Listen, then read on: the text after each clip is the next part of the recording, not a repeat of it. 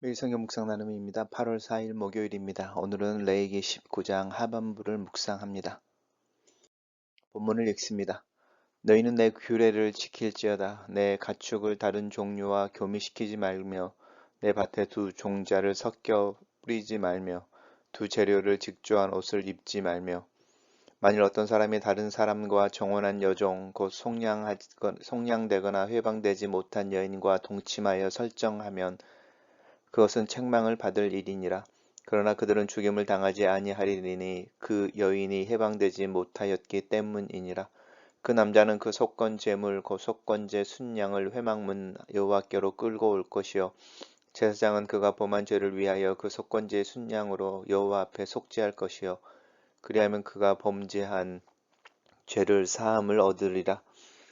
너희가 그 땅에 들어가 각종 과목을 심거든 그 열매는 아직 할례 받지 못한 것으로 여기되 곧 3년 동안 너희는 그것을 할례 받지 못한 것으로 여겨 먹지 말 것이요 넷째 해에는 그 모든 과실이 거룩하니 여호와께 드려 찬송할 것이며 다섯째 해에는 그 열매를 먹을지니 그리하면 너희에게 그 소산이 풍성하리라. 나는 너희의 하나님 여호와니라.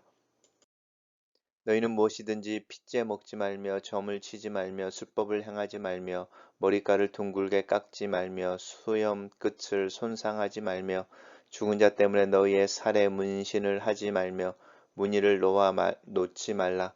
나는 여호와니라. 내 딸을 더럽혀 창녀가 되게 하지 말라. 음행이 전국에 퍼져 죄악이 가득할까 하노라.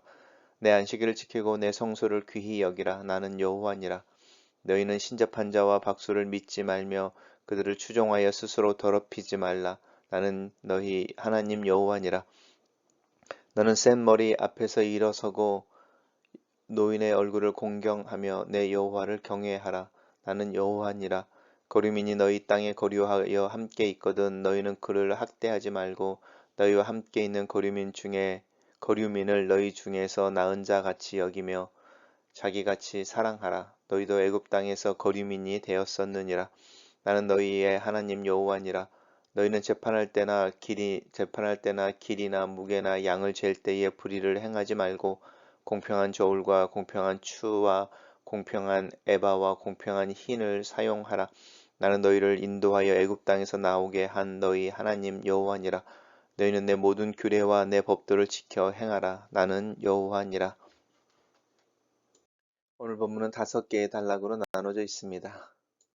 첫 번째 단락입니다. 첫 번째 단락에서는 두 가지 서로 다른 종류를 함께 섞지 말라라는 부분입니다. 가축의 경우에 또 밭에서 두 종자를 또 옷에서는 두 재료를 직주한 옷을 입지 말라라고 말을 하고 있는데 이 부분에 이렇게 하면 무슨 일이 생긴다라기보다는 이것이 상징적으로 하나님 앞에서 정결한 삶에 대한 하나님의 강조의 모습으로 나타나고 있습니다.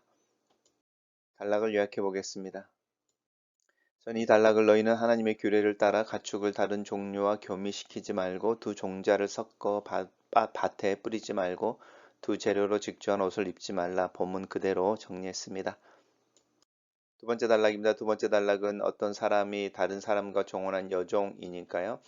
이제 고대 사회 속에서는 주인의 소유로 여겨졌던 종에 대한 이야기입니다. 하지만 정혼한 상태이죠. 이스라엘 사람들은 정혼을 할 때 이제 약혼했다 보통 이렇게 우리나라 말로 번역이 되어지는데 결혼식을 먼저 하고 1년 동안 떨어져서 합니다. 그 1년 동안 떨어져 사는 것은 이 신부의 정결함에 대한 어떤 상징인 거죠. 그 1년의 상황 속에서 임신을 한 사실이 없거나 임신을 한 것이 드러나지 않을 때에 신부가 되어지는 여자의 정결함에 대해서 이제 증명하는 풍습이었습니다. 그래서 예수님을 마리아가 정혼한 상태에서 이제 임신하게 되어졌다라고 이야기할 때 이 여인의 정결함을 증명해야 되는 기간 속에 정결하지 않음이 드러나는 거죠.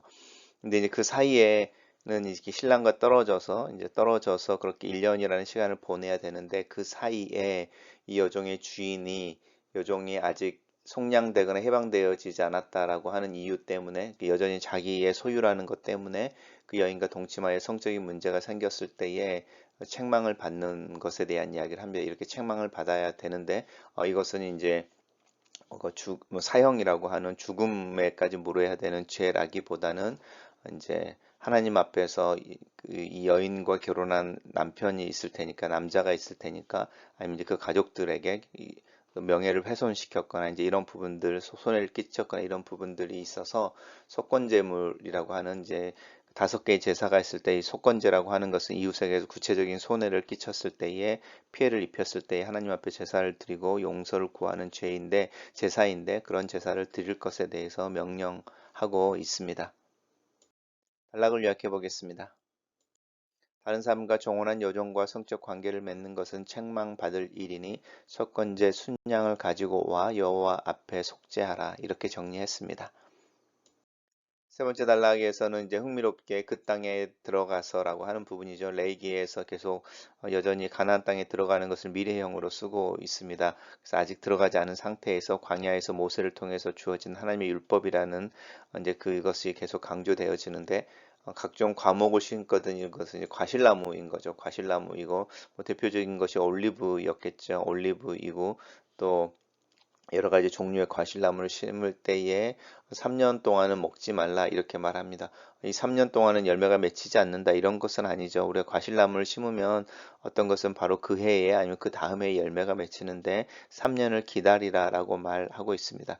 그리고 4년째에 열린 과실들은 하나님께 드려서 찬송할 것이고 다섯째가 된 그 열매부터는 너희들이 먹어라. 그리고 그렇게 하나님 말씀을 따라 3년을 기다리고 4년째의 과실을 하나님께 드리고 5년째에 너희들이 먹기 위해서 과실을 딸 때 하나님의 축복이 넘칠 것이다 라고 하는 부분입니다. 하나님이 여호와다라고 율법이 강조되어지고 중요한 율법 앞 뒤에 이 나는 너희의 하나님 여호와다라는 말씀이 반복되어지고 있습니다.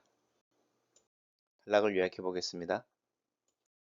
약속의 땅에 들어가 각종 과실나무를 심거든 열매를 기다려 먹지 말고 4년째 첫 과일은 하나님께 드려 찬송하고 5년째 과일부터 먹으라 이렇게 정리했습니다.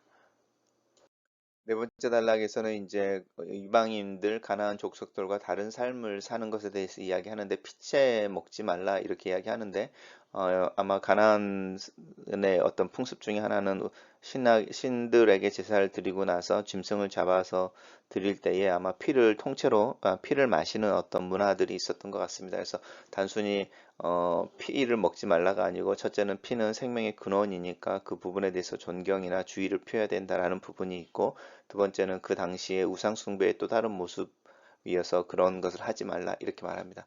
점을 치지 않는 것에 대해서도 이야기하고 있고 술법을 행하지 말며라고 이야기합니다. 이 점을 친다고 하는 것은 우리가 잘 알고 있는 것처럼 미래의 문제인 것이고 술법이라고 하는 것은 부적이나 또 어떤 다른 방법으로 자신들에게 오는 우환이라고 하는 안 좋은 일들을 미리 막으려고 하는 어떤 모습이라고 할 수 있죠. 이 두 가지는 나중에 신접한 자와 박수라고 하는 부분 속에서 연결되어지고 다시 한번 강조되어집니다. 머리를 둥글게 깎지 않는다라고 하는 부분은 헤어스타일까지 그럴까라고 하는데 아마 그 당시의 문화 속에서 이 머리카락을 둥글게 깎는다고 하는 부분 또 수염 끝을 손상하지 않는다고 하는 부분이 종교적인 부분과 연관되어져 있을 것입니다. 지금도 시크 교도들 같은 경우는 머리를 자르지 않는 것 이것이 이제 되게 중요한 종교적인 헌신의 표현이어서 이제 그 머리를 두르고 이렇게 어릴 때부터 머리를 자르지 삭도를 되지 않는 자르지 않는 그런 모습으로 나타나는데 이런 모습 또한 다 자신들이 가지고 있는 믿음의 표현인데 그런 종교적인 부분들을 따라가지 말라라고 하는 부분입니다. 죽은 자 때문에 너희의 살에 문신하지 말고 무늬를 놓지 말라라고 말할 때도 결국 부적을 몸에 새기지 말라는 것이죠. 왜 죽은 자 때문일까라고 할 때 이제 결국은 또 다른 형태의 부적인 거죠. 우리가 조상들을 예배하고 조상들을 섬김으로 그들이 우리에게 주는 복을 기대할 뿐만 아니라 우리도 이제 조상들의 신들이 이제 노하게 됐을 때 우리에게 주는 해가 있죠. 해를 끼치는 게 있는 부분들이 있어서 이제 그 부분들이 일어나지 않도록 하기 위해서 미리 앞서서 더 잘 해야 되는데 이제 그런 부분들이 바로 이 술법이라든지 문신이라든지 또 머리를 둥글게 깎는다든지 이제 이런 문제들 속에서 다 나타나서 이런 부분들이 종교적인 부분과 연관되어진 일상의 문화화되어져 있는 그런 부분들에 대해서 금지하고 있습니다. 내 딸을 더럽혀 창녀가 되게 하지 말라라고 말할 때 너희 딸을 더럽히다고 하는 것은 음란의 의미라기보다는 이제 삶의 어떤 뭐라고 할까 풍성함 또 아니면은 이렇게 넘치는 어떤 그 기쁨 이런 거 너희의 삶을 충족하게 하기 위해 네 딸을 창녀가 되게 하거나 이제 그 풍성함을 얻기 위해서 딸을 성적으로 이용하지 말라 이런 이야기를 하고 있습니다. 왜냐하면 음행이 전국에 퍼져서 죄악이 가득할까 한다라고 하는 부분이죠. 그래서 이제 타락이 되어지는 문화를 만들어내는 일에 네가 일조해서는 안 된다. 네 가족을 통해서라고 하는 부분입니다. 반대로 너희는 안식일은 내 안식일을 지키고 내 성소를 귀히 여기라. 하나님 앞에 나와 있는 하나님의 임재, 하나님을 만나는 그 시간이 중요하다라고 하는 부분이고 다시 이제 나는 너희 하나님 여호와다라고 이야기가 나오니까 이 내 안식일을 지키고 내 성소를 지키는 것이 하나님의 성소를 지키는 것이 얼마나 중요한지를 강조하고 있고 또 그렇게 갈 때 이 신접한 자와 박수라고 하는 부분이 다시 반복되어지는 거죠. 두 번 반복되어지면서 다른 신들을 섬기는 것, 또 이 미래에 대한 두려움과 염려를 하나님이 아닌 다른 방법으로 해결하려고 하는 것에 대해서 경고하고 있습니다. 단락을 요약해 보겠습니다. 너희는 피자 먹거나 점이나 술법을 행하지 말고 머리카락을 둥글게 깎지 말고 수염 끝을 손상하지 말며 죽은 자 때문에 너희 살에 문신하지 말고 내 딸을 창녀가 되게 하지 말라. 내 안식일을 지키고 내 성소를 귀하게 여기라. 이렇게 정리했습니다. 마지막 단락입니다. 센 머리 앞에서 일어서고라고 이 센 머리는 흰머리라고 생각하시면 되죠. 그래서 머리가 휘어졌다라고 하는 것은 나이가 들었다는 것이니까. 그 다음에 노인의 얼굴을 공경하며라고 하는 이제 얼굴이라고 하는 부분인데요. 그 얼굴이라고 하는 부분은 단순히 페이스를 의미하지 않고 그분의 어떤 존재를 의미하는 거죠. 그래서 샘 머리 앞에서 일어나고는 그분의 이제 등장인 거죠. 우리가 피지컬하게 그분을 나이가 드신 분들을 알아차렸을 때 적당한 예의를 갖추고 이 얼굴이라고 하는 그분들의 말이나든지 또 그분들의 임재 앞에서 공경을 표현해야 하고 잘 들어라라고 하는 부분입니다. 그 부분이 하나님을 경외하는 것과 연관되어집니다. 왜냐하면 이 노인은 단순히 나이가 들었다라는 것이 아니고 삶의 연륜이 있다는 것이고 또 그 삶의 연륜이라고 하는 것은 여러 가지 삶 속에서 하나님의 뜻에 대해서 분별할 줄 아는 지혜가 있다는 뜻이어서 연결되어집니다. 거류민이라고 하는 것은 제가 이제 계속 외국인 난민인데요. 난민이 너희 중에 거류하거든 함께 있거든 너희는 그들을 학대하지 말고 너희와 함께 있는 거류민을 난민들을 너희 중에 나은 자 같이 여겨라 이렇게 말합니다. 그러니까 동족으로 여기라는 것입니다. 오늘 한국에서도 큰 이슈가 되어지는데 난민들이 오는데 그 난민들이 이제 종교가 다른 거죠. 이제 그 이슬람이나 이제 모슬림들이 이렇게 오고 또 피부 색깔이 다른 사람들이 왔을 때에 우리 안에 차별이 있진 않는지, 근데 동족처럼 여길 수 있을까라고 하는 부분입니다. 자기같이 사랑하라고 이야기하는 이 이웃 사랑이라고 하는 누가 너의 이웃이냐라고 말할 때 필요를 가지고 있고 내가 도울 수 있는 이가 나의 이웃일 뿐만 아니라 그 도움을 얻기에 부족함이 있는 삶에 있어서나 세상에 있어서 가장 취약한 계층이 바로 우리가 돕고 사랑해야 되는 이웃이라고 말할 때 사실은 난민들이 그 이웃의 대상이라고 할 수 있죠. 그 다음에 이제 나오는 부분들이 있습니다. 또 그 이유가 있는데 분명한 것은 너희들도 그때 그렇게 나그네였지 않았느냐라고 하는 부분입니다. 이 말씀은 우리가 누군가를 용서해야 된다. 왜냐하면 너도 하나님의 용서를 받았으니까 라고 하는 부분과도 적용되어집니다. 그 다음에 나오는 것은 이제 공평한 재판에 대한 이야기를 하고 있고 특별히 상거래에 대해서 이 불이하지 말라는 겁니다. 그래서 길이나 아니면 무게나 양을 잴 때에 두 개의 저울을 사용하지 말라라고 하는 부분이 이제 명확하게 강조되어지고 있습니다. 그래서 공평한 저울, 공평한 추, 공평한 에바와 공평한 흰, 에바와 흰이라고 하는 부분들은 이제 무게를 잴 때 또 다른 방법인데 액체를 사용해서 곡물의 양을 잰다든지 또 어떤 부피를 재려고 할 때 나오는 부분입니다. 그러면서 계속 하나님께서 말씀하시죠. 나는 너를 애굽에서 인도해낸 너희 하나님 여호와다라고 말씀하시면서 내가 너희들과 맺는 이 언약의 형태로 나와 있는 이 율법들을 규례들을 잘 지키기를 하나님께서 강조하고 있습니다. 너희는 내 모든 규례와 내 법도니까 모든 규례와 내 모든 법도는 같은 말이 두 번 반복되는 것이죠. 지켜 행하라. 나는 여호와다라고 말씀하십니다. 단락을 요약해 보겠습니다. 너희는 노인을 공경하고 고류민을 너희 동족처럼 사랑하고 공평한 저울, 공평한 추, 공평한 에바와 공평한 흰을 사용하고 공의로운 재판을 하라. 이렇게 정리했습니다. 첫 번째 묵상 나눔입니다. 서로 다른 두 가지를 혼합하는 것에 대한 경고를 본다. 하나님의 염려는 가나안 땅에 들어간 하나님의 백성들이 혼합주의의 문화를 만들어내는 것이지 않았을까 싶다. 실제로 이스라엘은 한 번도 하나님을 버린 적이 없지만 온전히 하나님만을 섬긴 적이 없다는 것이 문제가 된다. 내 안에 뒤죽박죽 뒤섞여 버린 정체성이나 가치관이 없는지, 그 혼합되어 이것도 아니고 저것도 아니다의 문제가 아니라 그래서 하나님의 것에 포함되어지지 않는다라는 것을 중요한 이슈로 삼아야 한다. 하나님의 거룩하심에 대한 열망으로 구별하고 분별해내야 하는 혼합주의의 모습이 있다. 두 번째 묵상 나눔입니다. 고대 문화를 반영하여 여종을 주인의 소유물로 인정하기는 하나 정혼하였다고 하는 관계에 대한 존중과 배려가 없는 주인의 잘못을 책망하고 있다. 속건제는 이웃에게 손해를 입혔을 때 하나님 앞에 그 죄를 범하고 용서를 구하는 제사이다. 관계 속에서 일어나는 많은 문제들이 꼭 물질적인 손해와 관련되어지진 않는다. 말과 상처, 관계의 불편함으로 인한 스트레스와 같은 감정적, 정신적인 피해가 핵심처럼 보이지만 이런 내적인 문제들은 항상 외적인 부분에서도 영향을 미친다. 나 때문에 피해를 입는 사람들에 대해 또 내가 다른 이들 때문에 입는 피해에 대해 생각해 본다. 주님의 마음에 합한 관계가 무엇인지를 생각한다. 분명한 경계선과 배려, 멈춤과 넘어섬을 분별하는 지혜가 필요하다. 세 번째 묵상 나눔입니다. 단순히 과실나무를 얻는 열매의 풍성함이나 온전함의 문제가 아니다.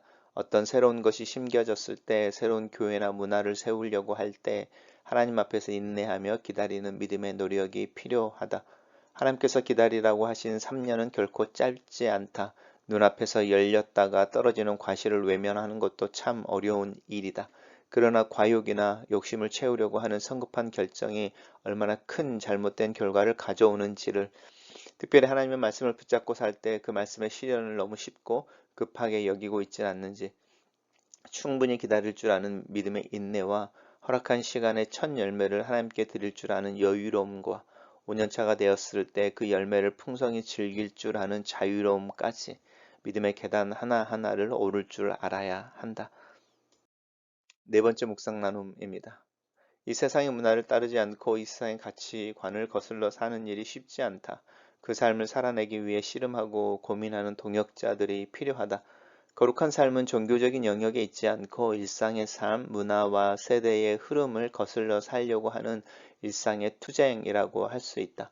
음식을 먹을 때 내일에 대한 두려움의 반응 속에서 심지어는 헤어스타일까지 그 문화 이면에 놓인 가치관을 볼 수 있어야 한다. 안식일을 지키는 것과 하나님의 임재를 놓치지 않으려는 노력이 필요하다. 꾸준하게 아침에 묵상과 기도의 삶을 살아야 한다. 잠깐 성령을 의식하고 의지하게 되는 것이 실제가 되어야 한다. 하나님의 마음에 합하게 하나님께 구별된 순간과 하루를 살아내기 위해 나는 항상 하나님의 임재 안에 있어야 한다. 그래서 조금 불편해지면 그렇게 불편하게 살아야 한다. 마지막 묵상 나눔입니다. 혐오의 범죄가 많아지는 뉴스를 들을 때면 수천 년 전 하나님의 말씀의 위대함을 깨닫게 된다. 난민과 외국인을 자기 동족처럼 사랑해야 한다는 이 말씀이 언제 왜 유대인들에게서 사라져 버린 것일까? 환대와 사랑의 민족이 왜 이방인을 개처럼 취급하고 상대조차 하지 않는 분리주의자들이 되어버린 것일까? 자신의 정결함을 유지하는 방법으로서 분리가 아니라 섬김, 사랑인 것을 기억하자. 이 정신이 관계 속에서 노인을 공경하고 주변 사람들을 하나님의 형상으로 인정하고 존대하며 거래관계에 있는 이들에게 정직함으로 나타나야 한다. 글로 쓰는 기도입니다. 살아계신 하나님, 거룩한 삶으로 살아내는 것에 대해, 거룩을 삶으로 살아내는 것에 대해 생각하게 됩니다. 내 신앙의 고백이 내 삶이 될 수 있기를 기도합니다. 21세기를 살면서 물질주의와 소비주의, 개인주의의 문화를 거슬러 살 수 있는 힘과 지혜, 동역자들을 구합니다. 하나님 앞에서 때로는 인내할 줄 알게 하시고, 때로는 감사를 표현할 줄 알게 하시고, 때로는 주신 축복을 감사함으로 누리고 즐길 줄 알게 하시옵소서. 삶을 살수록 파라독스한 많은 상황과 사실 앞에서 균형을 잡는 직관과 통찰력을 구합니다. 멈춰야 할 때를 알게 하시옵소서. 가고 움직여야 할 때를 알게 하시옵소서. 진리의 성령께서 나를 잘 가이드하여 주시고 그렇게 가이드하실 때에 그 음성을 따라가는 영적인 민감함과 믿음을 더하여 주시옵소서. 예수님 이름으로 기도합니다. 아멘.